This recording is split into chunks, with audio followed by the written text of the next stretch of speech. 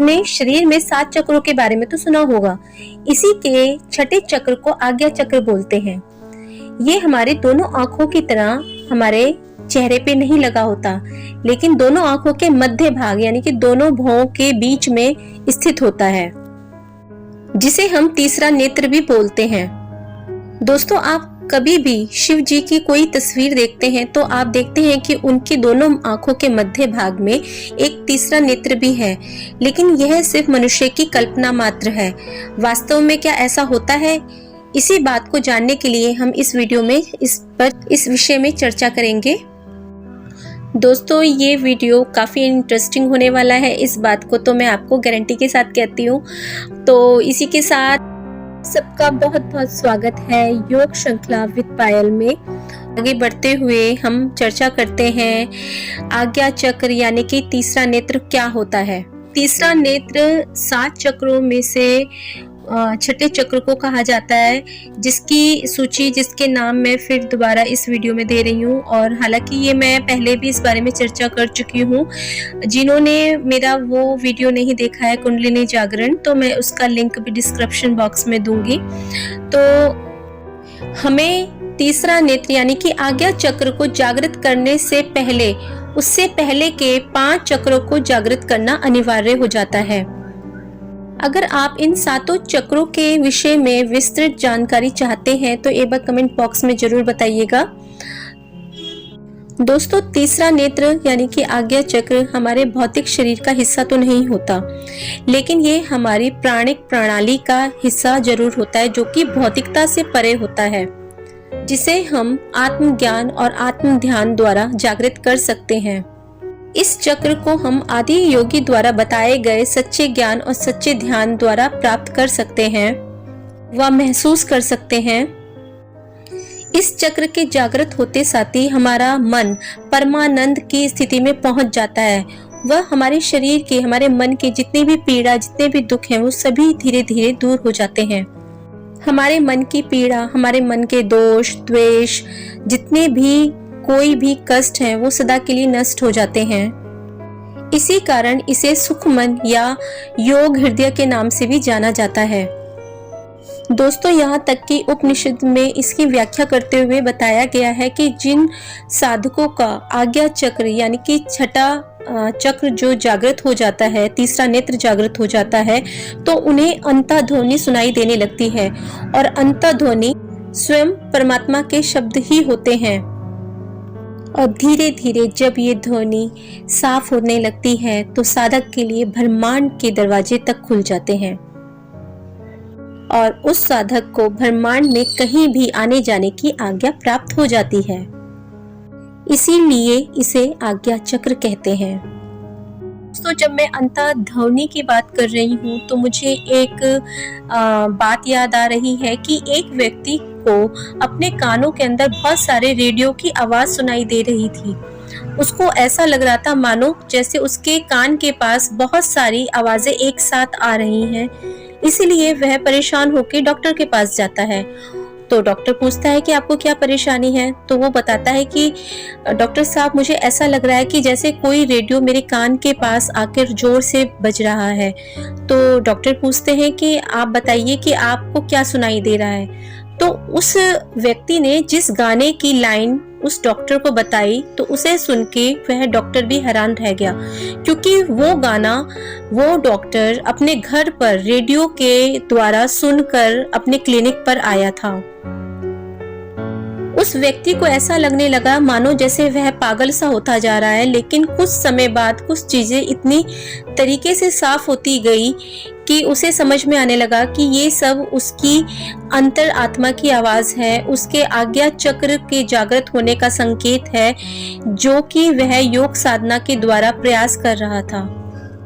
हिंदू धर्म के अंदर बहुत सारे देवी देवताओं को पूजने की मान्यता है, लेकिन इन सभी में देवों के देव यानी कि महादेव सर्वश्रेष्ठ माने जाते हैं। भगवान शिव ही एक ऐसे देवता हैं जो कभी संहारक और कभी पालक होते हैं। दोस्तों, वैसे तो भोले बाबा सच में भोले ही हैं और वो बिल्कुल शांत स्वभाव के देवता हैं, लेकिन वह क्रोधित होते हैं तो वह क्रोधित होकर अपना तीसरा नेत्र खोल देते हैं, जिसे उनका रुद्र रूप भी कहा जाता है, इसलिए उनको रुद्रदेव भी कहा जाता है। अत्यंत क्रोधित होने पर जब वो अपनी तीसरी आंख खोल देते हैं तो सृष्टि के अंदर हाहाकार मच जाता है। अब सवाल ये उठता है कि क्या सच में शिवजी ने अपनी तीसरी आंख को खोला था, और अगर खोला था तो कब, क्यों और कहां पर खोला था। दोस्तों, मान्यता है कि शिवजी अपनी तीसरी आंख तभी खोलते हैं जब उन्हें विनाश करना होता है, लेकिन सच में तीसरी आंख शिवजी ने तब खोली थी जब उन्हें सृष्टि को बचाना था।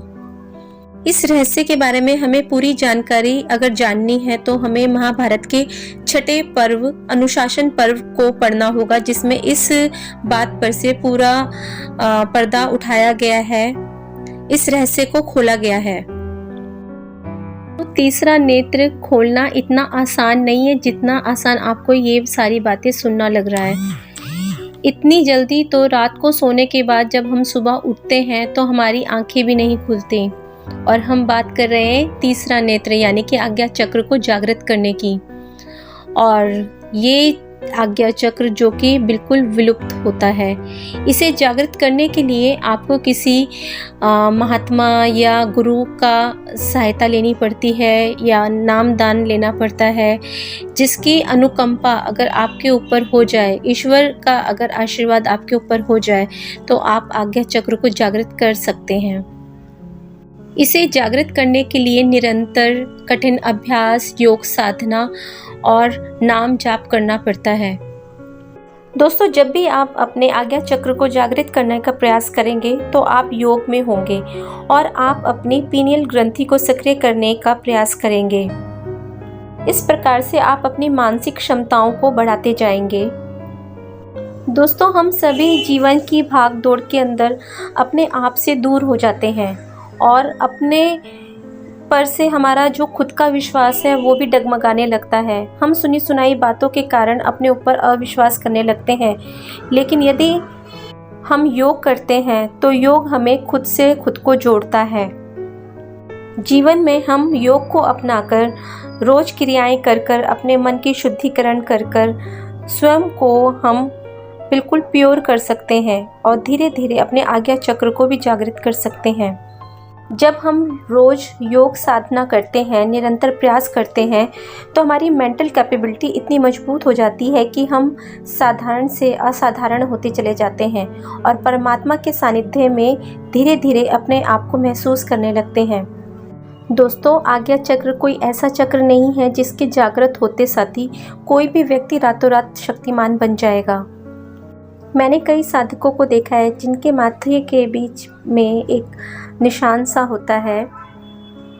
कुछ लोगों के भौं के बीच में यानी कि मध्य भाग में कुछ झंझनाहट सी होती है, ऊर्जा का संचरण महसूस होता है और कुछ समय के लिए ऐसा लगता है जैसे विचारों का आना जाना बंद हो गया है। आज्ञा चक्र के जागृत होते साथ ही व्यक्ति के चेहरे पर चमक और आंखों में शांति नजर आती है।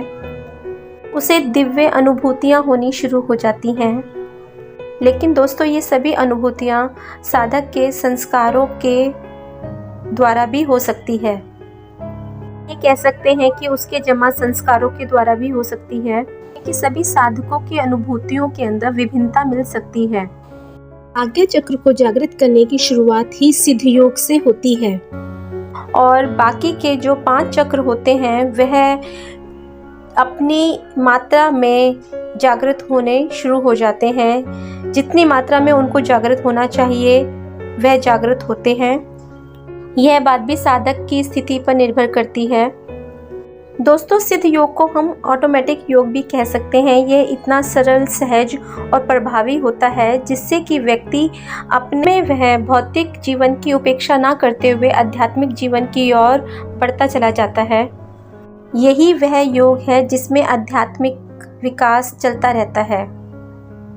उदाहरण के लिए हठ योग, भक्ति योग, राज योग व ज्ञान योग, ये जो योग्यता की शर्तें थी वह बहुत कड़ी थी, मगर यह हमारा सौभाग्य है कि धीरे धीरे यह सहज होता चला गया।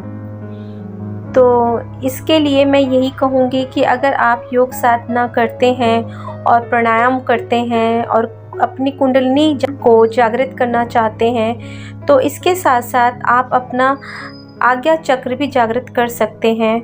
बस उसके लिए आपको अपने मन को मजबूत करना होगा। दोस्तों, इन सभी चीज़ों के लिए ज़रूरी है कि हम योग प्राणायाम से निरंतर जुड़े रहें, क्योंकि यही वो ताकत है जो हमारे जीवन के अंदर हमें नए नए अनुभव देता है।